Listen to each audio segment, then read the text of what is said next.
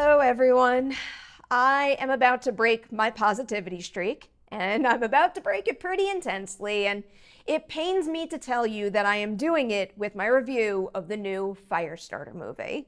Of course, it is based on the Stephen King source material, with this film adaptation starring Zac Efron as Andy. He's a father trying to hide his young daughter who's got pyrokinetic powers from a government agency with nefarious intentions. You might be able to tell I am a big fan of the source material and also the 1984 film, but even then, when this new movie was first announced, I was way open to it. I could see tons of great opportunity in developing a new version of this story. Set it in modern day, evolve the effects, maybe even explore untapped corners of that source material. All things that could bring the story to a wider audience and maybe even encourage Firestarter newcomers to go back and check out the book and also the original film.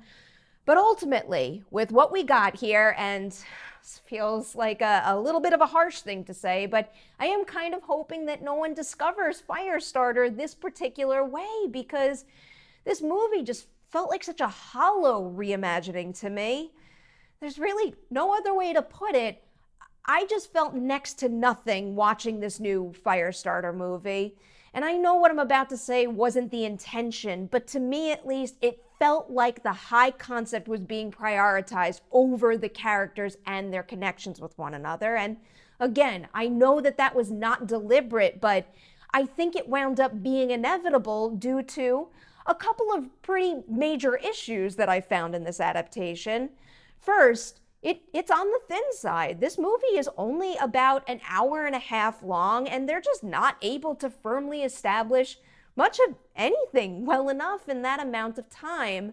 For example, while I do really like what they did with the opening credit sequence, the government agency that developed and tested Lot 6 still feels like a shell of an idea, a cookie-cutter evil entity that's no different from that type of organization that I've seen in a million other movies. And it also feels shockingly small and not all that threatening. An example of that would be that scene in the 1984 movie when the agents show up to the farm. There's a lot of them. It's scary, and Andy and Charlie are just very clearly outnumbered, and there's a real moment when you don't know how they're going to get out of that situation. In this version, however, that's not the case whatsoever. Screenwriter Scott Teems also made some pretty significant changes to some of the characters here, like Rainbird, the assassin sent to capture Charlie, and also the Manders, the owners of that farm. I don't want to come across as though I'm being super precious about the source material.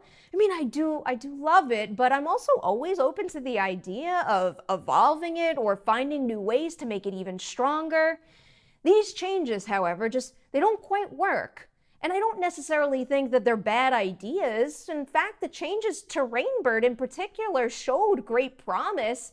I just don't think you can accomplish what Teems sets out to do well enough with those changes without, I guess, either spending more time with those particular characters or more successfully establishing the basics of their situations, or rather just creating a stronger connection between character and viewer. And the connection with the viewer thing was probably the biggest problem of the bunch for me with this new Firestarter movie. It's like that's the foundation that everything else stands upon. I really do suspect this movie could have gotten me on board to a degree no matter what, if I cared about the relationship between Andy and Charlie. Ryan Kiera Armstrong is an excellent actor, and she does more than enough to prove as much in this movie, but there's only so much she can do when the script isn't quite there, when things aren't really coming together, I think, as they had planned, and also, when there is next to no spark between her and Zac Efron. He's just kind of lifeless throughout this entire film, and I know he's capable of showing off some serious charisma, but it's just not here at all. Not in the scenes he shares with Armstrong, or really anyone for that matter. And for all I know, maybe some of that comes from the direction and the intended style and tone of the movie, because the whole thing is quite dreary and it's also dark. And I don't mean dark as in scary. There were some shots in this movie that were just plain old too dark to see what was going on. And, you know, to let you guys know, I did screen the movie at home, so perhaps that had something to do with it. But in my viewing experience, the visuals significantly contributed to sucking the life out of a story that I really love. All right, I'm gonna score it now. I am giving the new Firestarter movie 1.5 Deweys out of 5 on the Dewey Decimovie scale. Have a feeling you could probably tell at this point, but I am bummed right now. I am just always rooting for good new Stephen King adaptations, and I was also hoping for good things for director Keith Thomas, with Firestarter being his second feature after The Vigil, but I mean, really, nothing clicked here for me at all. It isn't engaging, it isn't doing anything fresh that's either worthwhile or that they have the screen time to actually accomplish. And, you know, another thing that I kept thinking, it feels stale. And I know these stories I'm about to mention aren't exactly the same, but in particular, I kept thinking about Brightburn and also the movie Freaks. Of course, the Firestarter novel in the 1984 film came before those movies, but it still feels like this new Firestarter is desperately trying to keep up with newer projects like those that deal with kids with powers who are capable of doing dark, dangerous things.